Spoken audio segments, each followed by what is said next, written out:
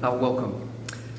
We are delighted to present a first project working with stone Maka, Kulimoe'anga stone Maka, here at Jonathan Smart Gallery. The show is called Manatu, Finding Black Tapa Memories. And I'm just going to talk with Stone a little about the big black tapa behind us, and then we will talk to 3 or 4 of the individual paintings in the exhibition. Stone, it's wonderful to have you here after 20 years or so of us quietly chatting, catching up of your life, your studio work in Christchurch. Now, tell me about the black tapa behind us and how that fits in generally to your practice. Black tapa over here, Jonathan, is more like the core of my work, the origin of what I do as an artist, which is derive all my painting from black tapa as a traditional art form from Tonga, where I come from. But this particular painting here, I was thinking, there was a question in my mind. I was thinking where the Pacific Arts goes from here. In as you see on the bottom of the black tapa, it's kind of like still on traditional, and then up to the top is more like contemporary. And is the traditional part, is that the more scratched or marked patterned area? Like motif, still traditional motif in there. Yes. Yeah, but it's more like buried in the art world, but or us evolved from where we are to the modern art world. And I'm thinking of the title, Kumi and Manatu, searching, finding memory in the black tapa. This is linked to all my memories last 20, 30 years ago. I want to bring back all the memories of what I found about the black tapa of Tonga, whether they are linked to the abstract art in the Western world or not, I don't know. But all the memories come back related to the black tapa. It's also related to me and my life. And I like the idea of finding those memories and bring it here into your galleries to show. Towards the top of this wonderful work, this wonderful tapa stone, there are 2 circles. Now, I've heard you talk about hair, H-E-A, isn't it? Can you describe a little about what that might mean in the symbology here? The hair, or the circle, is part of the black tapa traditional design. So it's a name of a flower or a plant in Tonga. They name that design after that. So I include those in my work, the circle. When you see a lot of circle, I use it based from the hair design of the black tapa. Let's also look on the side of this big tapa. There are designs more like 2 triangle face each other, and like you mentioned it, the kissing diamond. But it's called waka boat. Though I have no idea what's a waka though, but to me, I kind of like thinking it's a relationship between the artist and also the boat, the canoe. It's looked like a canoe to me when I first. It does. Yeah. It does, and when standing in front of this, it goes across the floor and then up the wall. There's a lovely sense, in fact, of looking across vastness or into depth, and it does make me think of the seas, the Pacific Ocean, and looking out across, a yearning, which comes back a little bit to, where Pacific art might go, its current place, where the artist, within the context of Pacifica, might, one, look back to their traditions, but two, go out into a contemporary future, if you like.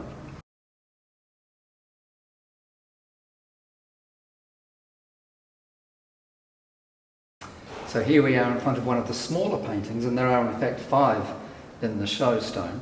This painting is called a Mahavo, and I just want to talk to it briefly because in terms of process, we've left now the deep staining of the Indian ink and the black Tapa. We come to something similarly black, which I think is layers of smoke, quite literally, that you've fixed to the surface, and spider's webs. Let's start with what's on top. That spider's web. Before I ask you why, it just occurred to me, we were talking about hair, we were talking about the circle, and this in a natural sort of a way is actually a whole lot of repeated circles. Is that why you came to it, or is there something else? There are a lot of symbolic of a spider web, personally to myself. But when I came up with the idea of the spider web, I just like the shape of it, a circle. Yes. And then I'm thinking of connecting all the artists in the world. The network. Yes. Yeah. Beside from there, then the COVID now that has affected the whole world is more like but it was started before that. Yes. So that's how the spider web, and I'm also thinking of the spider web as one of the new media that I experience with, and I really like it because of the design of it, and it gave me like a good feeling to use spider web on my painting. There aren't many studios I visit that have got spider farms in them, Stone.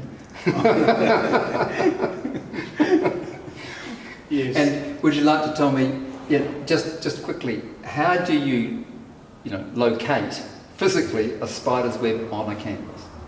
I built a ring, and those rings have a double-sided tape around it. Then I walk or travel to the bush and look for a perfect spider web that hasn't been damaged by it. And then I use that ring to catch them like the American Indian use their dream catcher.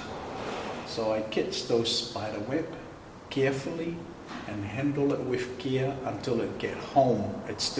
Make sure it's still complete. Took it to a spray house and spray paint it with color that come to my mind, and then take that ring, leave it for a couple of times to dry, repaint it, and take about 2 days for the spray, and then after that bring it to the canvas, which I already smoked it, and then I might talk about it later on about the smoke, but after that, and you place the ring and then transfer the spider web from the ring onto the canvas, and that was another mission of transferring. I break a lot, but that was a lucky one, it didn't break. It's perfect.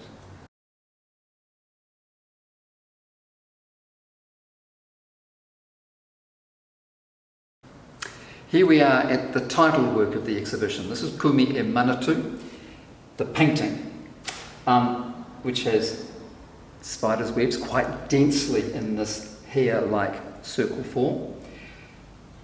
And then this very beautiful horizontal smoked element that runs across the painting. This is almost like a landscape. It reminds me of an old story that you told me about smoke in your village in Tonga, Stone. Can you just tell us that story? Because I think it's really important in terms of your life and why you make paintings with layers of smoke. The story back home, our tiny little village lived right next door to the dam. And us, we grew up as a young kids. We used to go scavengers in the rubbish. And sometimes other boys, they play with fire and they end up burn the whole dam. Imagine that, and then tiny little villages under fire, because the Roberts is bigger than the village, and then higher than the village. And when it burned, the smoke of it, it's all over and covered that little village. And smoke is part of my life. I cook in an open fire all my life until I come to New Zealand. And that smoke's not only that, but it's also part of the medium that they use on the black tapa. So yeah, a lot of things in my life involve smokes, and then I decided I'm gonna pull up the smoke from the black tapa and put it on canvas, and then see how it's gonna work with me. So you quite literally build a smokehouse, don't you? Yes. And the canvas is laying horizontally, and you crawl in underneath Yes. and set fire to. Yes. Not quite the canvas usually, but Yeah. you ignite the. Yes, I built a little smokehouse, like a gazebo size, and then I put the canvas on top of some poles that I designed for it to hold the canvas face down to the ground, and then I'm under with my fire. I built a few little smokers that I can burn stuff on it and produce smokes, and then that's where I paint these paintings from. So I paint face up like Michelangelo's and Sistine Chapel. And sometimes you smoke the canvas several times to get the density you want. Yes, because I get used to paint with oil a lot. I wanted the layers. I want to see layers of smokes and on my painting in the same time. Sometimes I have to smoke 2, 3 times, 4 times. It depends from how much layers that I can see it on my painting. Do you set each layer with a varnish or something like that? Yes, the first layer. After the first layer, I use brush stroke to you can still see it here, and then seal it. And then the second layer, I don't use brush stroke anymore. I started to build up the layers, and then maybe the third layers, that's when I came and sealed the whole painting with it. I think the way that it almost feels to me, because there's this lovely filigree sense of movement through this horizontal layer, it almost feels as though you brush some of the smoke off, and you can see that sort of dry brush on the top and the bottom as well, and as a different set of marks to what's happening in the middle. Do you brush some of it away? Yes, I wanted to, in a way I still can sense my painting. I'm painting with smoke at the same time.